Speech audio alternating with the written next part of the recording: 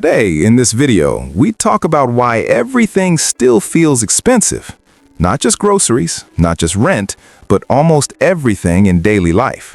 You earn money, you budget, you try to be careful, and yet your wallet still feels lighter than it should. So the real question is this: if inflation is supposedly coming down, why does nothing actually feel cheaper?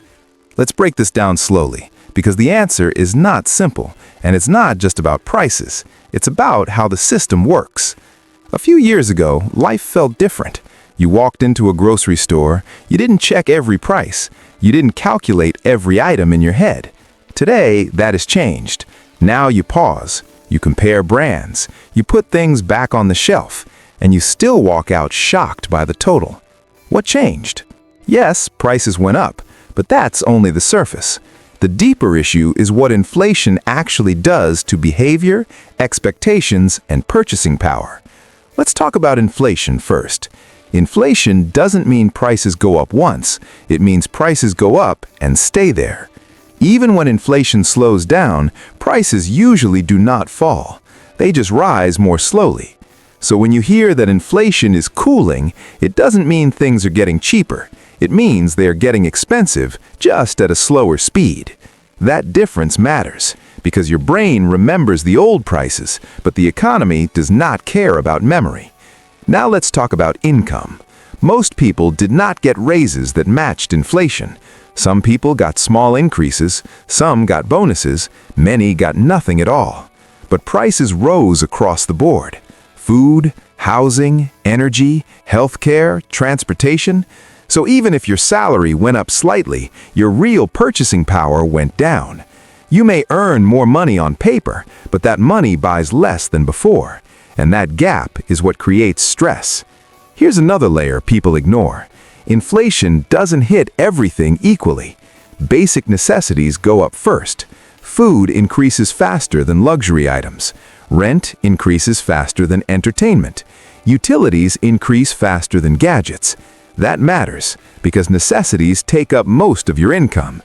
You can skip a vacation, you can delay a new phone, but you can't stop eating. You can't stop paying rent. You can't stop using electricity. So inflation feels worse than the official numbers suggest. Now let's talk about shrinkflation. This is one of the quietest tricks in the system. Prices stay the same, but sizes get smaller. The cereal box looks familiar. The bottle looks the same, but inside, less product. You're paying the same amount for less value. And because the price tag didn't change, your brain doesn't register it immediately. But over time, you notice you're buying things more often. That's not an accident. That's design. Next, let's talk about housing. Housing is the biggest reason everything feels expensive.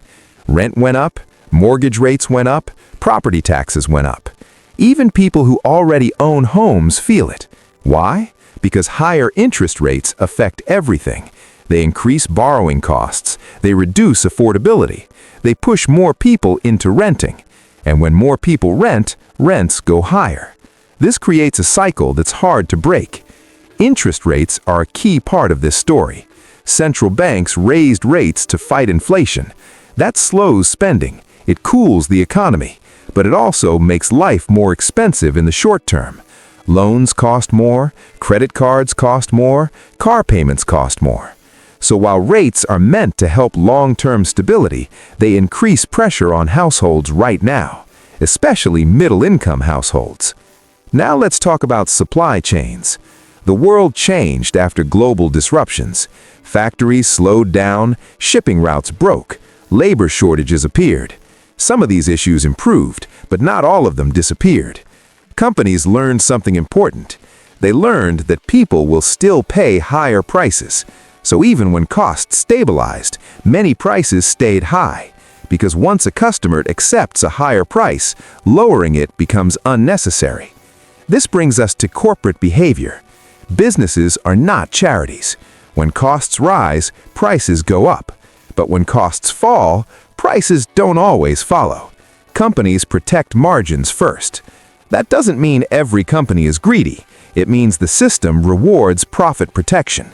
And once prices reset higher, they often become the new normal. Another factor is expectations. When everyone expects prices to rise, behavior changes. Consumers rush purchases. Businesses raise prices in advance. Workers ask for higher wages. This creates a feedback loop.